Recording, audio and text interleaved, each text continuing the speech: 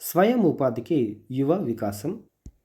నిరుద్యోగ యువత ఆర్థిక స్వావలంబన సాధించేలా స్వయం ఉపాధి అవకాశాలు కల్పించాలని రాష్ట్ర ప్రభుత్వం నిర్ణయించింది. ఎస్సీ, ఎస్టీ, బీసీ, మైనారిటీ వర్గాలకు చెందిన నిరుద్యోగ యువతకు ఆర్థిక సాయం అందించేందుకు రాజీవ్ యువ వికాసం పథకం అమలు చేయనుంది. నియోజకవర్గానికి ఎన్ని యూనిట్లు మంజూరు చేస్తారన్న దానిపై స్పష్టత రావాల్సి ఉంది. నేటి నుంచి దరఖాస్తుల స్వీకరణ. ఆసక్తి గలవారు tgobmsnew.cgg.gov.in పోర్టల్ ద్వారా ఈ నెల 17 నుంచి అంటే ఈరోజు నుంచి ఏప్రిల్ 5 వరకు దరఖాస్తు చేసుకోవచ్చు. అర్జీదారులు తమ యూనిట్లకు సంబంధించిన సమగ్ర ప్రాజెక్టు అంటే నివేదిక డిపిఆర్లను సమర్పించాలి. సంబంధిత కార్పొరేషన్తో పాటు జిల్లా కలెక్టర్ల పర్యవేక్షణలో మండల స్థాయిలోని అధికారుల కమిటీ లబ్ధిదారులను ఎంపిక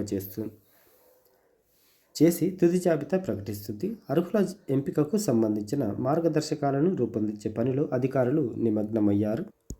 చేకూరే ప్రయోజనాలు. ఒక్కో లబ్ధిదారునకు 1,00,000 నుంచి గరిష్టంగా 3 లక్షల వరకు ఆర్థిక సాయం అందిస్తారు. 1,00,000కు 80% సబ్సిడీ ఇవ్వడంతో పాటు మిగతా 20% బ్యాంకు ద్వారా రుణం అందజేస్తారు. 2 లక్షలకు 70% సబ్సిడీ, 30% బ్యాంకు రుణం. 3 లక్షలకు 50% సబ్సిడీ, 50% బ్యాంకు రుణం అందిస్తారు.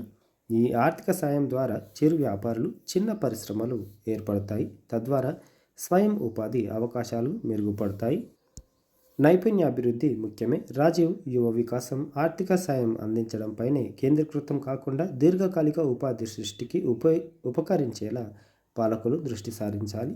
స్వయం ఉపాధి పథకాలు విజయవంతం కావాలంటే శిక్షణ, నైపుణ్యాభివృద్ధి, మార్కెటింగ్ అవకాశాలు కల్పించాల్సి ఉంటుంది. అర్హుల ఎంపిక.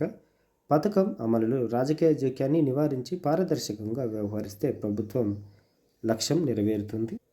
ఇవి జర చూసుకోండి, పైరవీలు పెట్టకుండా మీకు ఫస్ట్ అయితే అప్లై చేసుకోండి. మరి